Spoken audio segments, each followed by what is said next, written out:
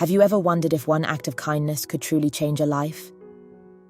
In today's story, we explore a chance encounter between two strangers, a grieving father and a judgmental stranger, that starts with conflict but ends in an extraordinary journey of forgiveness and transformation. But before we begin, let us know in the comments where you're watching from, and don't forget to subscribe to hear more stories like this one. Let's dive in. Michael Turner, a 52-year-old widower, spent his mornings at the city's largest park. It was his sanctuary, a place to feel close to his late wife and process the pain of losing her. On this particular morning, Michael sat on a weathered bench near the lake, gazing at the ducks and clutching a tattered photo of his family.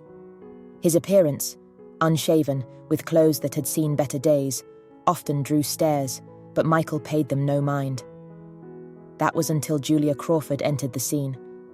Julia, 38, was an ambitious corporate attorney, always in control, always moving fast. The park was her space to de-stress, her carefully curated routine a stark contrast to Michael's quiet morning. As Julia approached the bench, her expression turned cold. The disheveled man sitting there seemed to disrupt her perception of the park as a safe, tidy space. With a huff, she marched over, intending to confront him. "Excuse me," Julia said sharply, her voice cutting through the stillness. "You've been sitting here for hours. Are you okay?" Michael looked up, startled by her tone. "I'm fine," he said quietly, holding back the frustration of being judged yet again. But Julia wasn't satisfied. "You don't look fine. Maybe you should move along. This park isn't for loitering." Her words stung, but Michael kept his composure. "I'm not bothering anyone. I just needed some time to think." "Think somewhere else," Julia snapped. "People like you make others uncomfortable." Before Michael could respond, a jogger nearby paused, glaring at Julia. "Hey," the jogger said firmly. "He's not hurting anyone. Maybe you should leave him alone." Julia's face flushed with embarrassment, but instead of backing down, she muttered under her breath and walked away, her heels clicking against the pavement. Later that evening, Julia couldn't shake the encounter. She prided herself on being a good person, donating to charities, mentoring young women at her firm, but something about the man's quiet dignity gnawed at her. Had she been wrong? Feeling a strange sense of guilt, Julia decided to return to the park the next morning. To her surprise, Michael was still there, sitting in the same spot. "I owe you an apology," she said hesitantly. Michael looked up, his expression unreadable. "For what?" "For judging you," Julia admitted. "I didn't know your story, and I made assumptions. That wasn't fair." Michael nodded slowly, gesturing for her to sit. Over the next hour, he shared pieces of his life, the loss of his wife to cancer, the estrangement from his adult children, and how he came to find solace in the park. Julia listened intently, her own perspective shifting with every word. For the first time, she realized how little she truly understood about the struggles of others. Determined to make amends, Julia began visiting the park regularly, often bringing Michael coffee or snacks.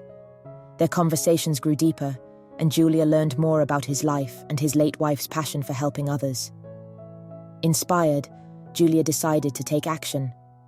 She used her legal expertise to connect Michael with local resources, helping him secure temporary housing and counseling.